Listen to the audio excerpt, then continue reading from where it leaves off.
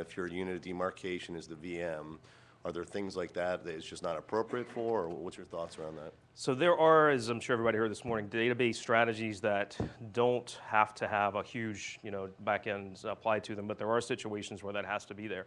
In that case, it's not really a matter of is CloudPassage appropriate, it's a matter if, infrastructure as a service is appropriate, right? We built CloudPassage specifically to be agnostic to the cloud provider or to the hardware or to anything at all. So we actually have a customer today that has a traditional data center of about 50 hardware servers that they're running CloudPassage on just because it makes their life easier.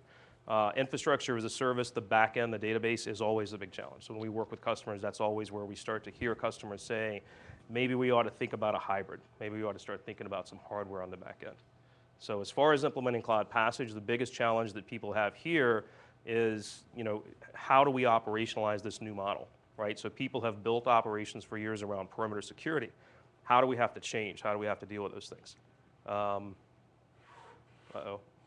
It's okay. Oh, okay, sorry, I thought I'd broken something. So that's really the big challenge that we run into there is how do we change our model to start thinking about VM level security as opposed to thinking about perimeter security, right?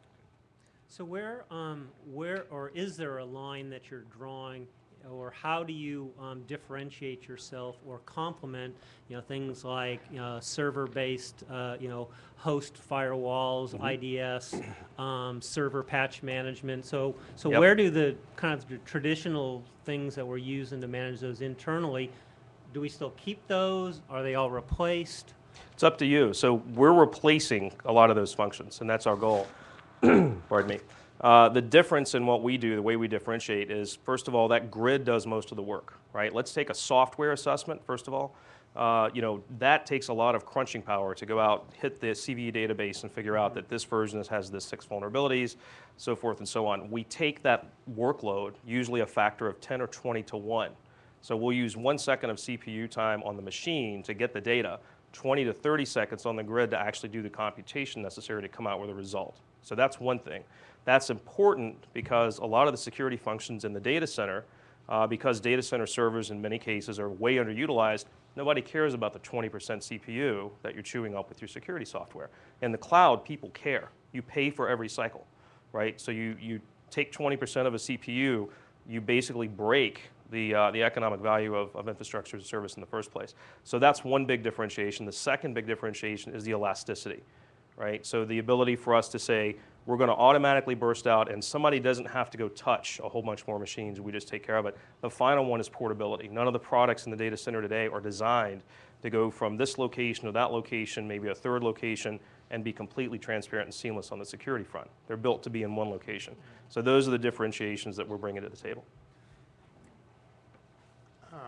Does your product do the remediation too, or just the analysis of where the vulnerabilities are? It's a good question. We've gotten a lot of interesting feedback and thoughts around that. So people are happy to let a security product manage security stuff.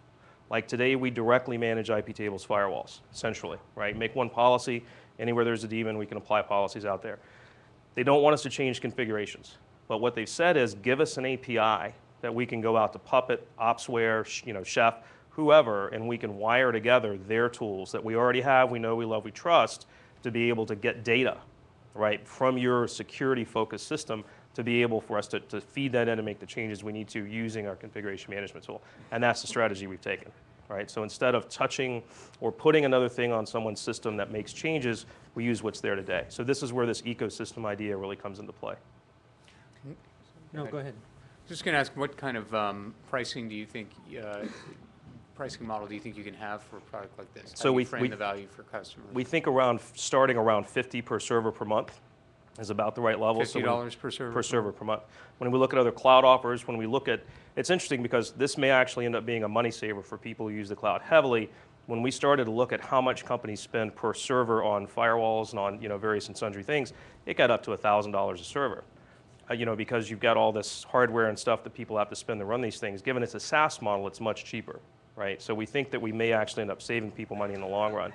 As far as delivery goes, we think that hourly is critical. So we think we're going to be billing on an hourly basis, just like the cloud providers do. We think that channels are really important because if you're firing up cloud servers with Rackspace or EC2 or GoGrid, right? A couple of these companies we're already partnering with closely. You want to be able to click on Add My Security Tools for another 10 cents an hour. and not have to think about it, and it's there. That's the logical place for this to happen. So that's kind of the channel that So we're going you'll to focus. bill the same model as an Amazon. So if I'm using Eucalyptus or something and scaling from 1 to 1,000 servers for that weekend, you'll bill me for that Yep. weekend. Okay. Exactly. That's the Now, exact model. are you going to bill it through the Amazon bill, or are you going to bill separately? It depends, right? I think that depends. I think the smaller customers will probably want to go right through Amazon. I think Right. a larger customer, right? We've got a couple of industry-specific use cases we're partnering with some big companies on now. They want to cut bigger deals.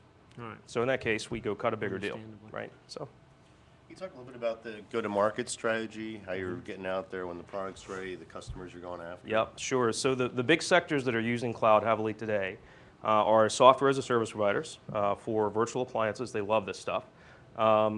Startups like, social media startups, they all start in the cloud for the most part these days. Excuse me. Healthcare, pharma, biotech, electronic design automation companies. All these are very interesting use cases for large-scale compute in the cloud. These are the guys who put stuff out for a week. They'll put out 1,000 servers for 2 weeks at a time, tear them back down, right? So the way we're getting to these companies, a lot of them are coming to us. So this is a big problem. People want to use cloud servers. They see the economic value, but they need a security solution. So a lot are coming to us. We had, the first week we came out of stealth mode, 50 registrations, and all we did were press releases that said we're here. Literally, that was it. The way we're going to go to market, again, is through channels. We see boutique security companies as key channels. We see, we're running out of time. We see infrastructure as a service providers as key channels for us. That's kind of a no-brainer. We see managed services and managed security services providers as a key channel. We don't want to actually manage our customer security. We want to give them the tools to do it. So there are a slew of channels, and all of these channels are looking for ways to deal with security in the cloud. So we think that we're going to get just drawn in. Just the need is going to draw us right into those channels very, very quickly. Yeah, and I think one of the value propositions to take a look at is, if I get the security right on my gold AMI, do I Yep. need to pay for that service on the next 999 that I clone? Yep. So, One of the things to keep in mind, and that's a good question, we actually give customers, you can go today and search for a CloudPassage AMI, and it's there. It's pre-hardened. Okay. But that has to be kept up with. Security's not fire and forget. You have to keep up with Right. security on servers. So we're not worried that people are going to use it once and then never use it again. There is a maintenance thing that has to happen here. Okay. Yeah, for sure. Great. All right. Thank you. Thank you Good very job. much.